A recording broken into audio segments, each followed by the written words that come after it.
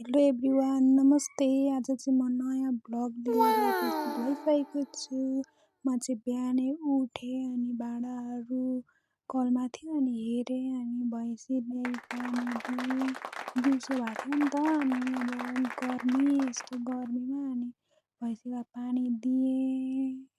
पानी दिइसकेँ अनि हेर्नु न एक बाल्टी खाइसक्यो अनि फेरि मैले अर्को बाल्टी ल्याएर दिएँ। कति देर पानी खान्छ क्या अनि म नुहाउनलाई गएँ। नुहाएर अब एकछिनमा म निस्कन्छु। नुहाउनलाई म भित्र गएँ अनि मैले अब एकछिनमा नुहाएर निस्किन्छु। अब नुहाइ पनि सकेँ। नुहाइसकेर म बाहिर आएँ अनि पानी तताउनलाई म किचनमा गएँ। अनि किचनमा गएर अनि पानी तात्दै गर्छ भनेर म रुम मिलाउनतिर लागेँ। रुम मिलाउँदैछु, सबै रुमहरू सफा गर्दैछु आफ्नो रुम।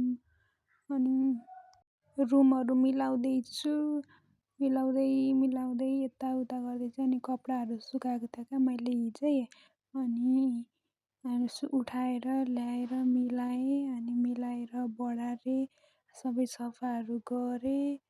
अनि म तपाईँलाई मेरो रुम कस्तो भयो भनेर पनि म देखाउँछु ल। हेर्नु मैले मिलाएर यस्तो बनाएँ आफ्नो रुम अनि सबै यस्तो बनाएँ। अनि पानी तातिसक्यो भनेर म बाहिर गएर हेरेको पुरै तातिसकेको रहेछ क्या। अनि म चाहिँ बाहिर गएर पानी लिएर आएर अनि पेटमा राखेँ। मेरो पेट दुखिरहेको थियो क्या यो दिन। अनि मैले चाहिँ पेट सेकेँ एकछिन अनि एकछिन सेकेर एकछिन बस्छु भने अनि एकछिन पढेँ पनि।